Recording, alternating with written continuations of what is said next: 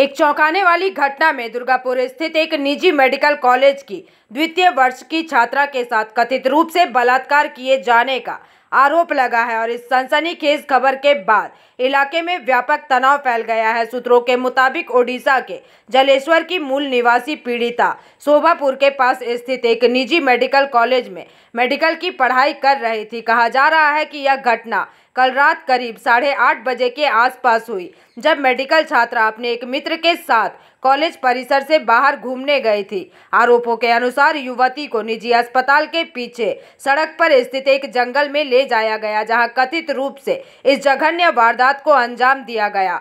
घटना की सूचना मिलते ही पुलिस तुरंत मौके पर पहुंच गई। फिलहाल पुलिस ने मामले को गंभीरता से लेते हुए जांच शुरू कर दी है और पुलिस अब इस संवेदनशील मामले के हर पहलू की बारीकी से पड़ताल कर रही है एवं आरोपियों की तलाश में जुट गई है।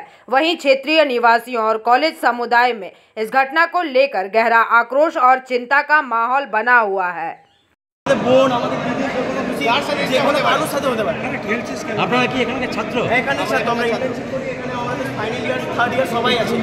আচ্ছা, তো এটা কি কোথাও কি একটা নিরাপত্তার গাফিলতি? তো এই জন্যই প্রোটেস্টে এসেছি যে এখানে আমরা একটা জাস্টিস চাই, justice delayed is justice. Social answer লাগবে, অ্যানসার লাগবে তো। দুজন মহিলা যাবেন, দুজন পুরুষ যাবেন, চারজন যাবেন, দুজন মহিলা যাবেন, দুজন পুরুষ যাবেন।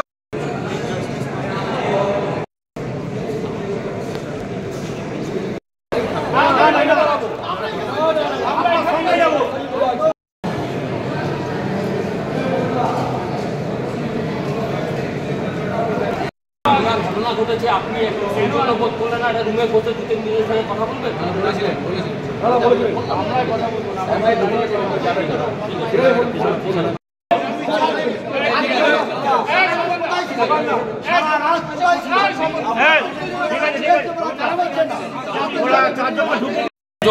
হসপিটাল অ্যাডমিনিস্ট্রেশনের সঙ্গে কথা বলতে চেয়েছিলাম যে কি ঘটনা, আপনারা কি করছেন, আমাদের গেটে ঢুকতে দেওয়া হচ্ছে না, এত কোনোদিন রেস্ট্রিকশন থাকে না। তারপর হচ্ছে আমরা জেনারেল ম্যানেজার অপারেশনের রুমে গেলাম, এসি চলছে, লাইট বন্ধ, কেউ সবাই পালিয়েছে, মানে no man can take any responsibility. আমার তো মনে হচ্ছে যে এসব কোনো গট আপ কেস চলছে, হ্যাঁ মনে হচ্ছে তাই তো। তা না হলে কথা বলতে অসুবিধা কি? আমরা তো 2-3 জন কথা বলতে চাই, আমরা তো কোনো ঝামেলা করতে আসিনি। আমার নাম রাকেশ শর্মা। গতকালকে যে ঘটনা ঘটেছে, হাসপাতাল কর্তৃপক্ষকে সকাল থেকে আমরা কথা বলার জন্যে এই করিডোর ওই করিডোর করেছি। শেষমেশ আমাদেরকে দীর্ঘক্ষণ বসিয়ে রাখার পর তারা আসতে বাধ্য হয়েছে, কথা বলেছে। আমাদের 3টে জিনিস জানার ছিল তার কাছে। এক হচ্ছে, এত বড় মেডিকেল কলেজ, বাইরে স্টুডেন্টরা এখানে পড়তে আসে, তাদের নিরাপত্তার প্রশ্নটা ছিল সবচেয়ে গুরুত্বপূর্ণ।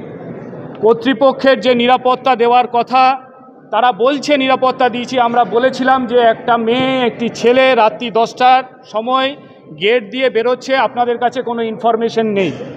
মেয়েটির রেপড হলো, গণধর্ষণ হলো, আপনারা এফআইআর করেছেন কিনা আমরা জানতে চেয়েছিলাম। এফআইআর কপি চেয়েছিলাম যে এফআইআরে আপনারা কি নির্দিষ্টভাবে লিখেছেন।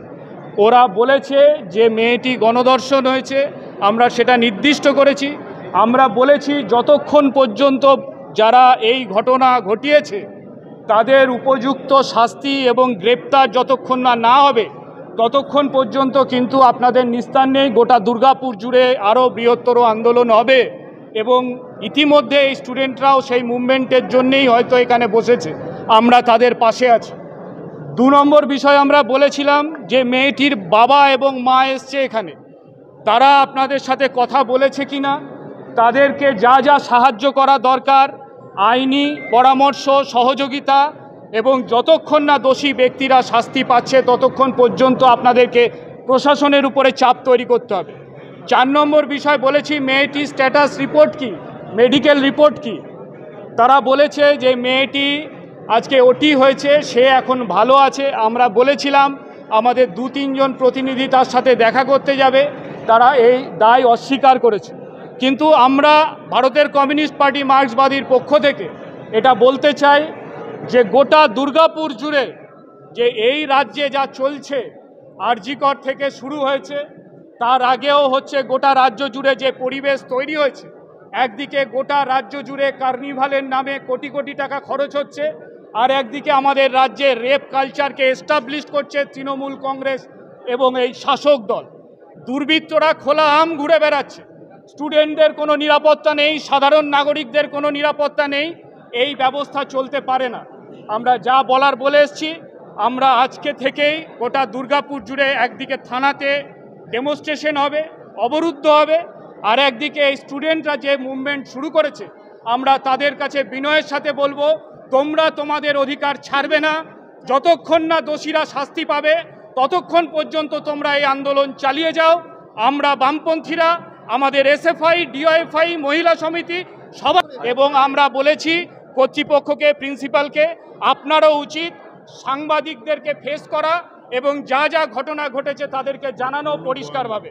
এখনো পর্যন্ত তারা কি করবে আমরা জানি না। আমরা বলেছিলাম আপনি বেরোন, ওরা আবার বদ্ধ ঘরে ঢুকে গেছে, আপনারা এবার তাদের সাথে কথা বলেন। স্ট্যাটাস রিপোর্ট চেয়েছিলাম, সেই স্ট্যাটাস রিপোর্টও হচ্ছে তারা দেয়নি। তারা বলছে ইনভেস্টিগেশনের জন্য সেটা দেওয়া যাবে না। আমরা চেয়েছিলাম যে মেয়েটির সাথে আমরা কথা বলতে চাই, মেয়ের পরিবারের সাথে কথা বলতে চাই, তারা বলছে মেয়েটির কাছে যাওয়া যাবে না। এই হচ্ছে কর্তৃপক্ষের স্ট্যান্ড। কি নাম? আমার নাম পার্থ দাস, সিপিআইএম, ভারতের कम्युनिस्ट पार्टी मार्क्सवादी। दुर्गापुर से निमाई दास की रिपोर्ट, पीवीटीवी न्यूज।